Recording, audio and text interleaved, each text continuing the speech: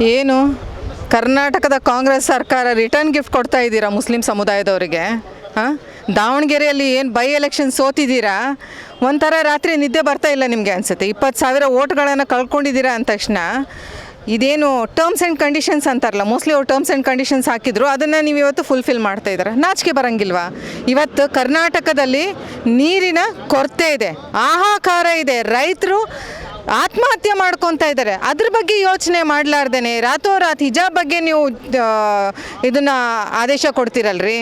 ಯಾವಾಗ ಹೈಕೋರ್ಟ್ ಹೇಳಿದೆ ಹಿಜಾಬ್ is not on essential part of the uniform ಅಂತ ಹೇಳಿದೆ, ಇದು ಇನ್ನೂ ವರ್ಡಿಕ್ಟ್ ಸುಪ್ರೀಂ ಕೋರ್ಟಲ್ಲಿ ಪೆಂಡಿಂಗ್ ಇದ್ರೂ ಅಲ್ಲಿಂದ ಜಜ್ಮೆಂಟ್ ಬಂದಿಲ್ಲ ಅಂತಂದ್ರೂ ಇವ್ರಿಗೆ ಎಷ್ಟು ಆತುರ ಅಂತಂದರೆ ತುಷ್ಟೀಕರಣ ರಾಜಕೀಯ ಸಲುವಾಗಿ ಇವರು ತಮ್ಮ ಏನು ಆತಂಕವಾದಿಗಳಿಗೆ ಇವರು ನಮ್ಮ ಬ್ರದರ್ಸ್ ಅಂತ ಹೇಳ್ತಾರೆ.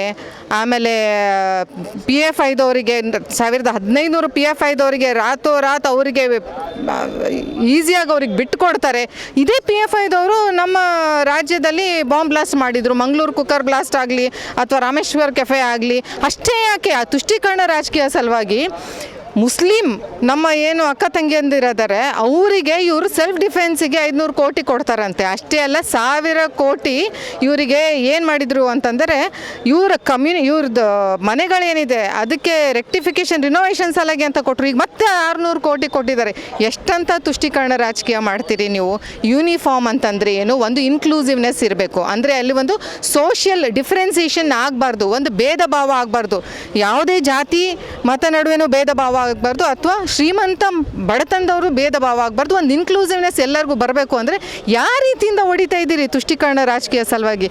ನಿಜವಾಗ್ಲೂ ನಿಮಗೆ ನಾಚಿಕೆ ಬರಬೇಕು. ನಾವು ಇದನ್ನು ಧಿಕ್ಕರಿಸ್ತೀವಿ. ನಾವಷ್ಟೇ ಅಲ್ಲ, ಕರ್ನಾಟಕದ ಜನರಷ್ಟೇ ಅಲ್ಲ, ಇಡೀ ಭಾರತದ ಜನರು. ನೀವು ಯಾವಾಗ ಕೇಸರಿ ಪಡೆಗೆ ನೀವು ವಿರುದ್ಧ ನಿಂದಿರ್ತೀರಾ ಆವಾಗ ನೋಡಿ ಎಲ್ಲೆಲ್ಲಿ ನಿಂತಿದ್ದೀರಾ ಅಲ್ಲೆಲ್ಲಿ ನೀವು ಸೋಲನ್ನು ಅನುಭವಿಸಿದ್ದೀರಾ. ಇಲ್ಲೂ ಸಹ ಸೋಲನ್ನು ಅನುಭವಿಸೋದು ನಿಶ್ಚಿತ.